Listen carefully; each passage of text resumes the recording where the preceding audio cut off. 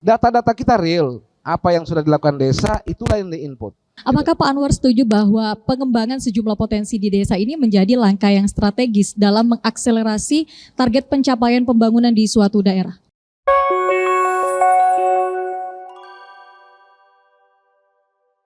Assalamualaikum warahmatullahi wabarakatuh. Selamat sore Sobat PWI. Anda kembali menyaksikan program PWI Talk bersama saya Wildan. Sobat PWI, masyarakat desa merupakan garda terdepan yang memiliki peran penting dalam meningkatkan angka pembangunan dan juga percepatan pembangunan di seluruh sektor di Indonesia. Baik dari segi ekonomi, pendidikan, kesehatan, dan beberapa sektor krusial lainnya. Maka tak heran jika banyak sekali saat ini desa yang telah berlomba-lomba untuk menjadi desa mandiri.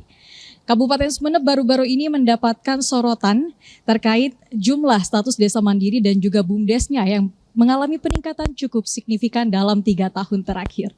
Hal ini tentunya tidak lepas dari campur tangan pemerintah setempat. Untuk itu hari ini telah hadir bersama kita Bapak Anwar Syahroni Yusuf selaku Kepala Dinas Pemberdayaan Masyarakat dan Desa Kabupaten Sumeneb. Kita akan mengulik seperti apa sebenarnya implementasi nyata dari kebijakan pemerintah Kabupaten Sumeneb dalam mendorong serta mendukung masyarakat untuk kemandirian di desanya. Selamat sore Pak Anwar. Ya, selamat sore Mbak Wildan. Iya. Assalamualaikum warahmatullahi wabarakatuh. Waalaikumsalam warahmatullahi wabarakatuh. Sehat Bapak? Alhamdulillah, sehat luar biasa. Wah, kemarin baru habis ini ya pelantikan perpanjangan masa jabatan peresmian ya. Pengukuhan perpanjangan masa jabatan kepala desa dan alhamdulillah Bapak Bupati langsung dan sebanyak 300 kepala desa yang dikukuhkan kemarin. Iya, luar biasa. Banyak sekali juga pesan-pesan yang disampaikan baik oleh Pak Bupati dan juga Pak Anwar kepada para kepala desa se-Sumeneb itu ya Pak Anwar. Iya, betul seperti di pengarahan beliau Pak Bupati sampaikan dengan tambahan masa kerja ini tentu diharapkan desa, pemerintah desa betul-betul ke depan lebih meningkatkan sinergitas, kemudian penguatan ekonomi, kemudian tata kelola desa. Oke, nah kita ingin tahu Pak Anwar sebelum itu bahwa bagaimana DPMD Sumeneb melihat atau menggambarkan potensi-potensi yang ada di desa Sumeneb itu sendiri Pak Anwar. Iya, kita ada 330 desa dan tersebar secara geografis. Kita dua kategori besar ada di daratan dan kepulauan.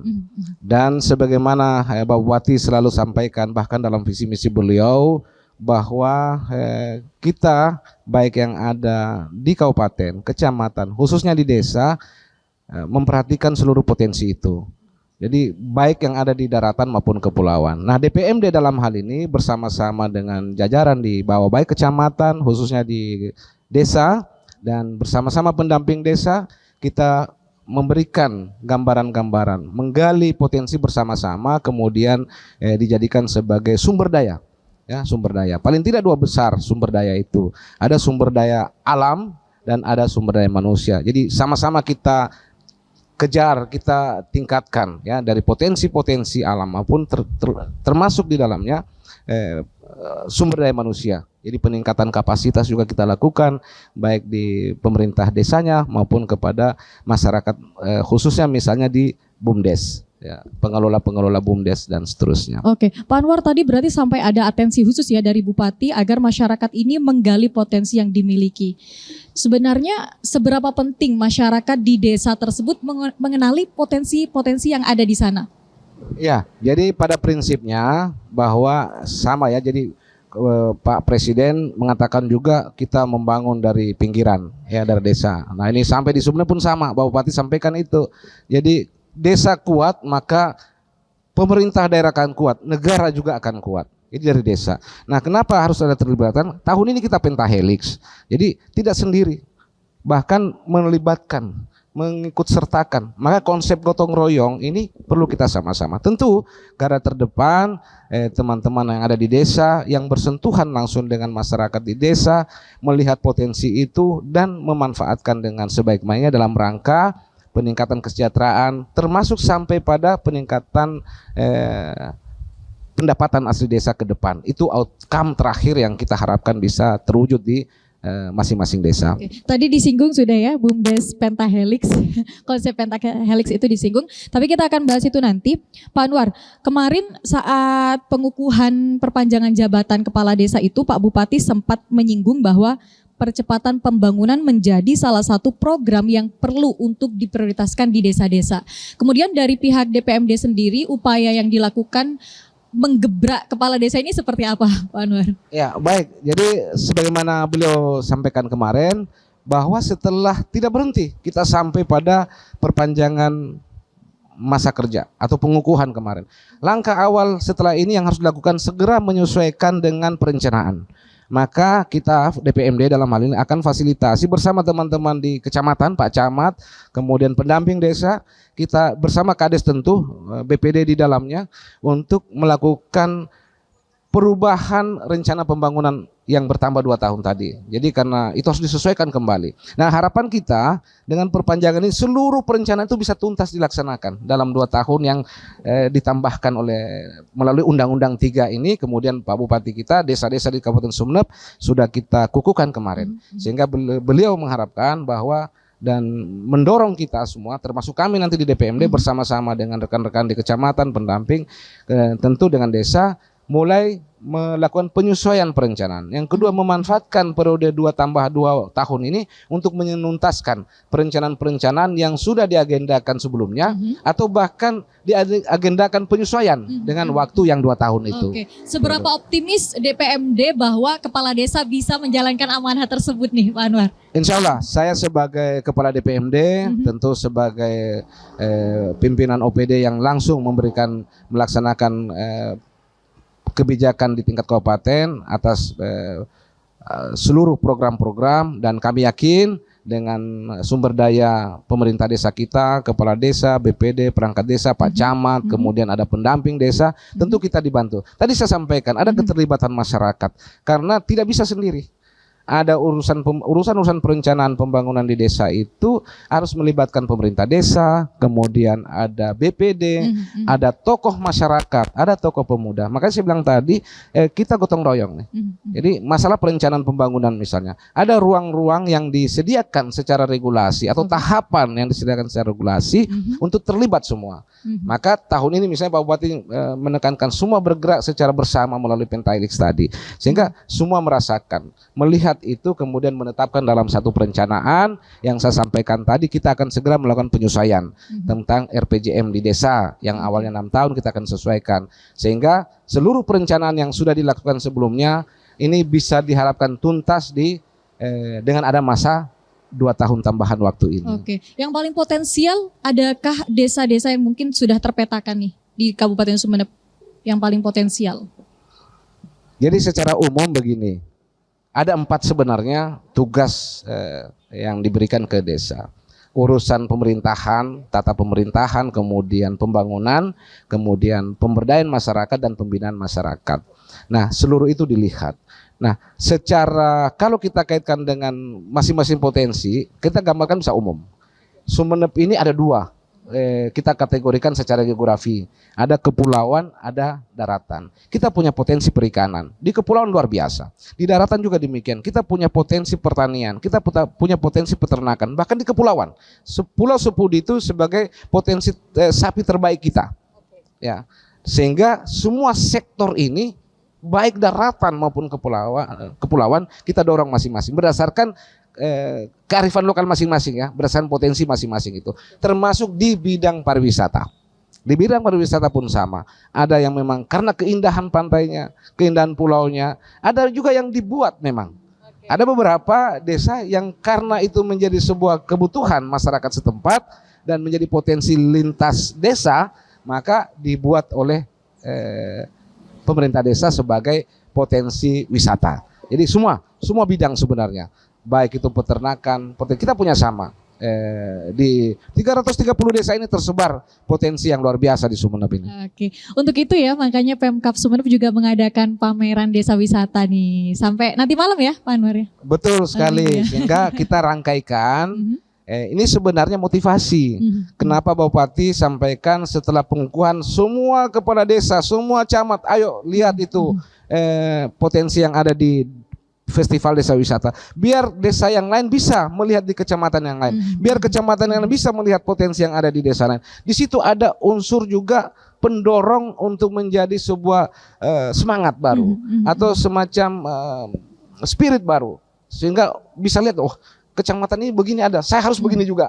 Kira-kira desa ini punya gini lah, saya harus begini juga, kira-kira seperti itu. Apakah Pak Anwar setuju bahwa pengembangan sejumlah potensi di desa ini menjadi langkah yang strategis dalam mengakselerasi target pencapaian pembangunan di suatu daerah?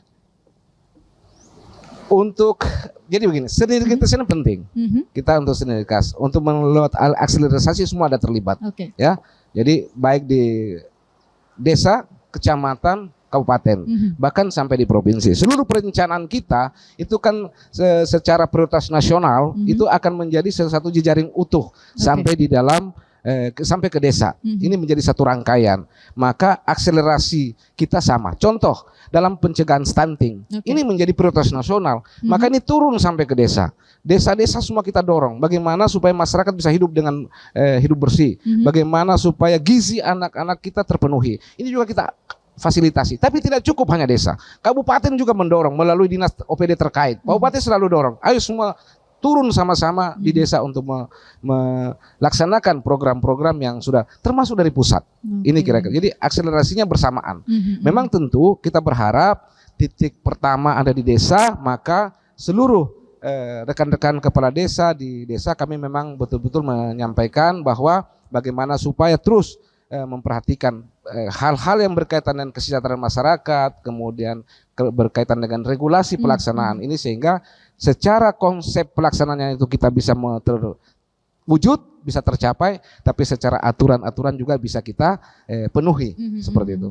Nah, Sobat PWI, Kabupaten Sumeneb juga mencetak prestasi yang luar biasa ya, karena pada tahun 2021 status desa mandiri di Kabupaten Sumeneb hanya ada 1. Namun untuk saat ini sudah menjadi 101. Kalau kata Pak Anwar tadi, ini belum sampai 3 tahun. Nah, sebelum kita mendengarkan jawaban Pak Anwar terkait kebijakan dan langkah-langkah apa yang telah dilakukan oleh DPMD untuk mencetak rekor tersebut, Pak Anwar, kita ingin tahu terlebih dahulu definisi dari desa mandiri itu sendiri seperti apa, Pak Anwar? Jadi begini dulu, sebelumnya saya gambarkan bahwa status desa sebenarnya, indeks desa membangun itu melihat 3 hal, yaitu pertama dari aspek sosial, aspek ekonomi, dan aspek lingkungan. Itu menjadi indikator penilaian. Ini berkaitan dengan aksesibilitas yang dilakukan, maka dihubungkan dengan seluruh kegiatan-kegiatan sarpras atau fasilitas pembangunan yang dilakukan di desa. Bagaimana keterjangkauan dalam atau terpenuhinya kesehatan, basic needs yang ada di desa, pendidikan, kemudian mitigasi bencana termasuk di dalamnya. Nah, jadi konsep ini kemudian mengukur seberapa besar, pada tingkatan mana desa itu telah memenuhi kriteria yang ditentukan oleh Kementerian Desa. Jadi indeks desa membangun ini memang secara khusus dilaksanakan melalui Kementerian Desa dan turun sampai implementatifnya di desa. Data-data kita real, apa yang sudah dilakukan desa itulah yang di-input. Kami bersama teman-teman di kecamatan, bersama teman-teman di desa hanya menginput data sesuai dengan keadaan. Contoh, jarak dari desa ke fasilitas pendidikan PAUD ada berapa?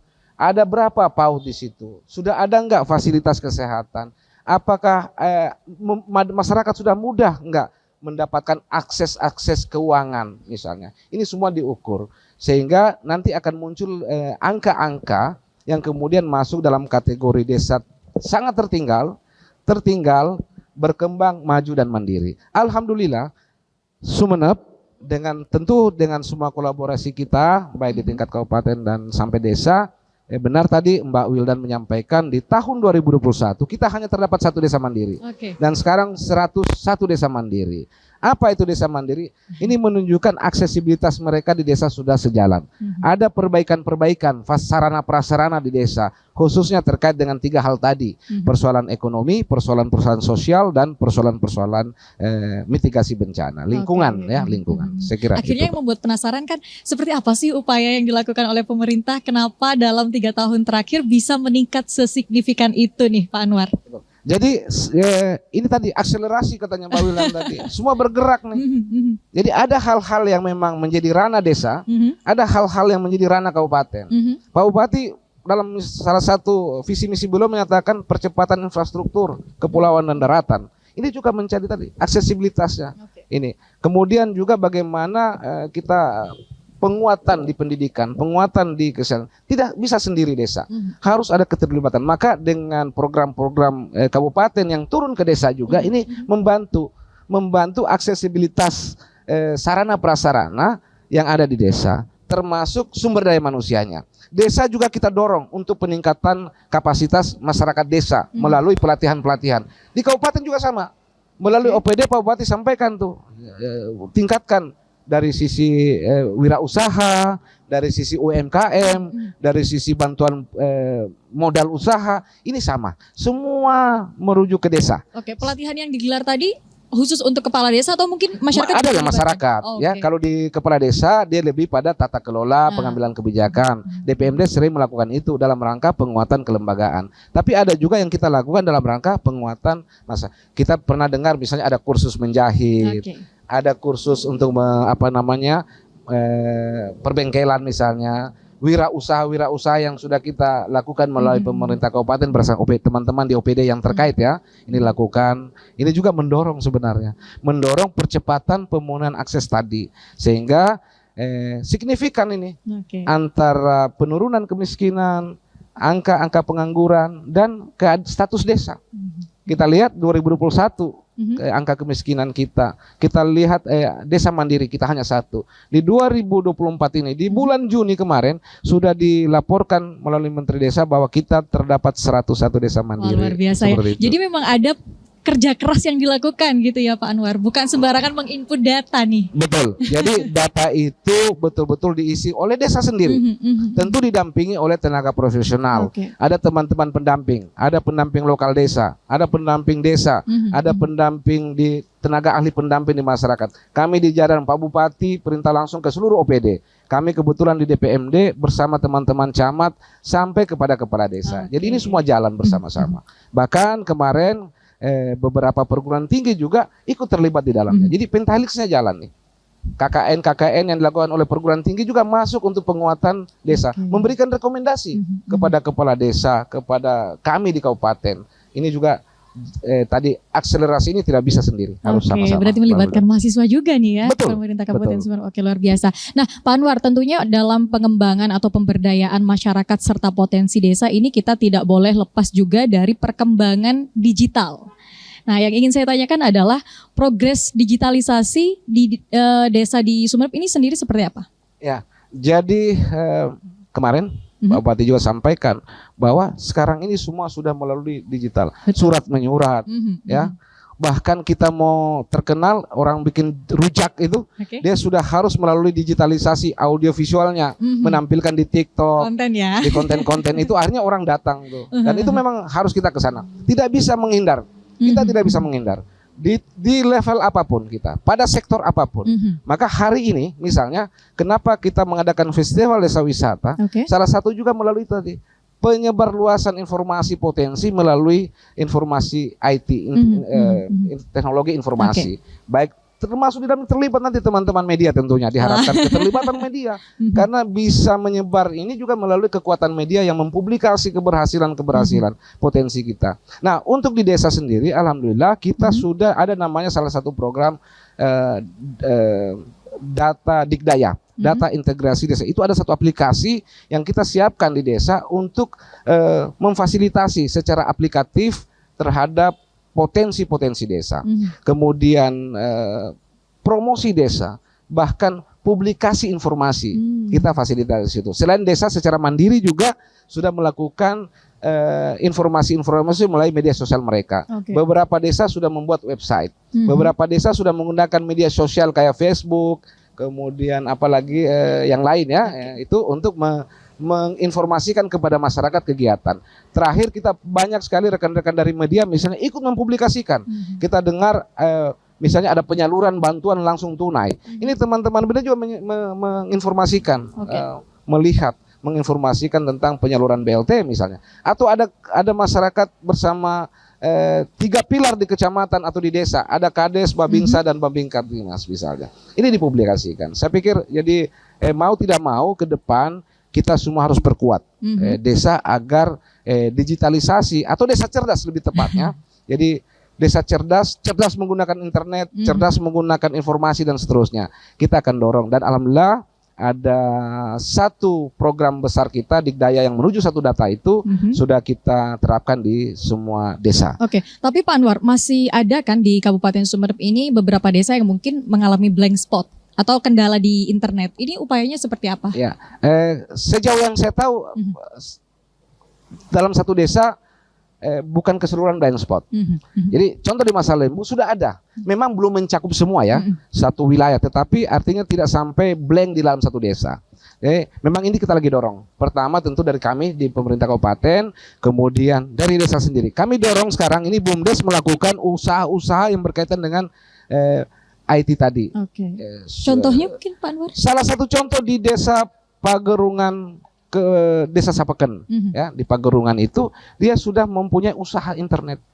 Ini untuk mengakomodir. Jadi penguatan pertama ada Sarpras, ya. Dibicara digitalisasi berarti ada Sarpras dulu. Bagaimana internetnya, bagaimana peralatan-peralatan mereka, yang terpenting juga bagaimana sumber daya manusianya yang memahami tentang digitalisasi tadi. Jadi insya Allah kami juga dorong agar desa juga dalam perencanaan programnya memperhatikan persoalan informasi digital ini. Tadi Pak Anwar menyebutkan ada 330 desa ya di Kabupaten Sumeneb dan 101 sudah berstatus desa mandiri, sisanya masih desa maju dan berkembang. Kemudian yang ingin Wildan tanyakan adalah kendala apa yang masih dialami oleh desa lainnya gitu. Kenapa mereka masih belum menjadi desa mandiri nih Pak Anwar? Ya, jadi sama seperti yang saya jelaskan di awal tadi bahwa ada 3 faktor ya, 3 komponen yang dilakukan pengukuran.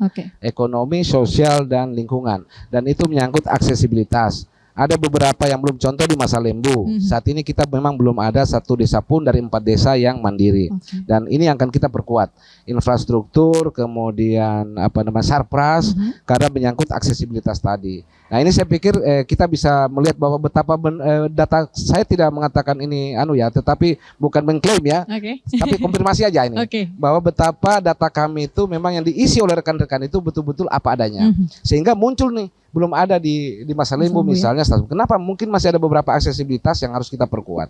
Ya, kemudian di beberapa di kecamatan di kepulauan lain juga ada yang seperti itu. Tapi alhamdulillah juga sudah ada yang mandiri. Di Sapeken kita sudah punya. Di Raas kita ada juga 2 ya ada. kalau nggak salah di Kecamatan Sapeken. Di Kecamatan Sapeken ada 2 desa mandirinya. Nah pelatihan atau upaya yang tadi telah dilakukan oleh DPMD untuk memaksimalkan potensi-potensi yang ada di desa atau kebijakan-kebijakan lainnya ini apakah sudah mengcover seluruh desa termasuk yang di wilayah kepulauan juga Pak? Betul. Jadi salah satu tugas DPMD adalah regulasi persoalan-persoalan aturan, kemudian mempersiapkan juga teknisnya, termasuk di dalam hal sumber daya manusia. Kami lakukan bahkan kemarin minggu lalu kita baru selesai nih peningkatan kapasitas untuk semua desa, 330 desa. Bagaimana penguatan kelembagaan di desa, lembaga kemasyarakatan desa. Kita melihat ada hal yang harus kita dorong. Bagaimana penguatan RT, bagaimana penguatan posyandu. Nah, makanya kami melakukan peningkatan kapasitas para kepala desa agar juga memahami betul tugas-tugas kepala desa juga termasuk itu. Jadi semua tercover, bukan hanya daratan, termasuk kepulauan. Pak Anwar, ada upaya khusus tidak untuk mereka yang ada di wilayah kepulauan? Karena kan kalau kemarin sih saya sempat wawancara dengan Pak Camat Sapeken ya, ada perbedaan yang cukup signifikan ketika kita memimpin di wilayah daratan dan juga kepulauan. Mungkin dari DPMD juga ada upaya-upaya khusus? Itu selera Pak Camat itu ya, berbedanya seperti apa ya. Tetapi secara teknis tugas sama. Misalnya salah satu di antara desa itu beliau adalah sebagai pembina dan juga sebagai pengawasan. Jadi fungsinya sama. Jadi misalnya kita bicara tentang desa, fungsi ini diberikan oleh Pak Bupati sama kepada semua kecamatan, kepada semua camat. Fungsi pembinaannya juga sama, kewenangan pelimpahan kewenangannya juga sama. Jadi memang secara teknis teman-teman camat di kepulauan ini memang kendalanya lebih besar ya. Kayak di Sapeken itu harus melintasi beberapa pulau ya. Nah ini juga menjadi pertimbangan kami, pasti kami akan laporkan ke Bupati, ada telaan bagaimana ke depan juga itu bisa menjadi salah satu unsur-unsur yang menjadi penilaian dalam merencanakan penganggaran misalnya. Ini juga kami akan, tentu Pak Bupati sudah melihat itu, tetapi yang dirasakan oleh Pak Camat tadi, saya pikir karena keadaan ya, tetapi secara kewenangan, secara tupoksinya sama. Karena pendelegasian tugas bahkan yang melekat di camat itu sama antara satu camat dengan camat yang lain. Oke, baik. Nah, tadi sempat disinggung di awal terkait BUMDes dengan konsep pentahelix. Mungkin bisa dijelaskan sedikit Pak Anwar tentang seperti apa sih konsep tersebut? Pak Bupati selalu mendorong bahwa kita tidak bisa sendiri. Kita harus bekerja secara kolektif, kolegial. Kita harus bersama-sama semua sektor. Maka tahun ini pentahelix. Nah, termasuk BUMDes. Beberapa kita harus melibatkan pertama tentu masyarakat desa, karena masyarakat desa lah sekaligus sebagai yang pelaku dan juga yang akan merasakan manfaat, itu dulu harus. Makanya saya bilang tadi keterlibatan masyarakat penting. Jadi untuk apa ini bagus tapi bukan kepada masyarakatnya, itu masyarakat. Yang kedua keterlibatan pemerintah termasuk perguruan tinggi, media dan bahkan para pengusaha atau BUMN BUMD.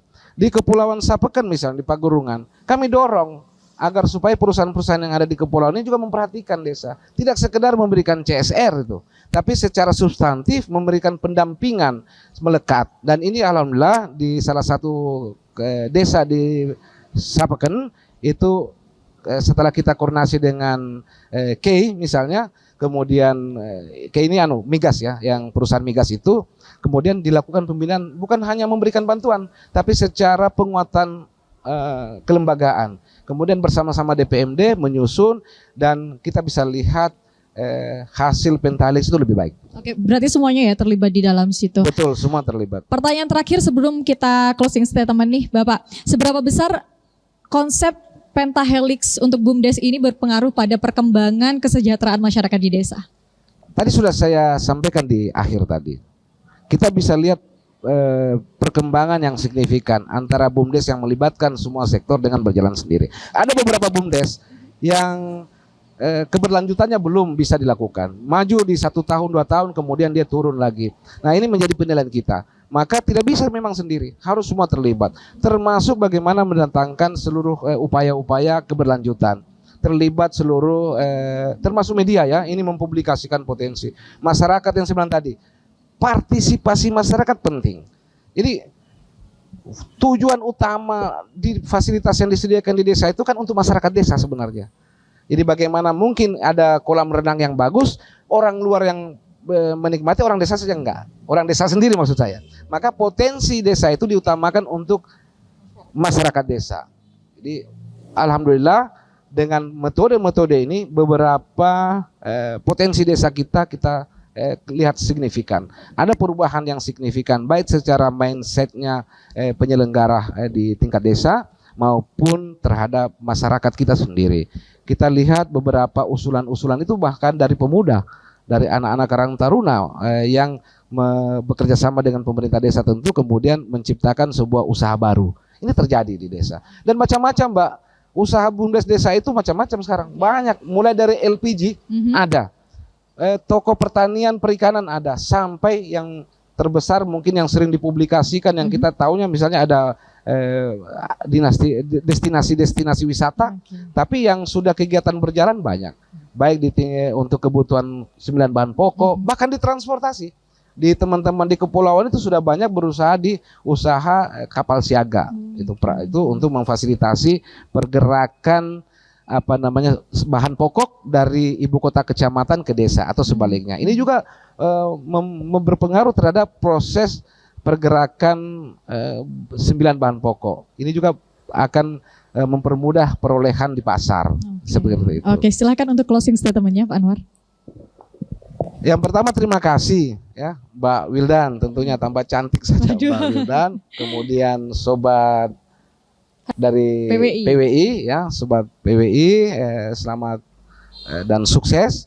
Semoga, saya berharap memang ada kegiatan seperti ini pertama. Nah, untuk teman-teman di desa, khususnya kepala desa, saya berharap dengan perpanjangan ini sebagaimana harapan Bapak Bupati kemarin, momentum ini kita jadikan perpanjangan Undang-Undang 3 ini kita jadikan momentum untuk meningkatkan sinergitas, meningkatkan seluruh tata kelola pemerintahan, pembangunan, pembinaan kemasyarakatan dan pemberdayaan. Itu hal penting yang saya pikir harus kita sepakati bersama. Jadikan Undang-Undang 3, perubahan Undang-Undang sebagai momentum untuk peningkatan tata kelola pemerintahan di desa. Oke, itulah tadi bincang-bincang Wildan bersama dengan Pak Anwar. Terima kasih Pak Anwar, semoga kita bisa berjumpa lagi ya di lain Sama-sama. waktu. Terima kasih juga untuk Sobat PWI dan Wildan pamit undur diri. Wassalamualaikum warahmatullahi wabarakatuh.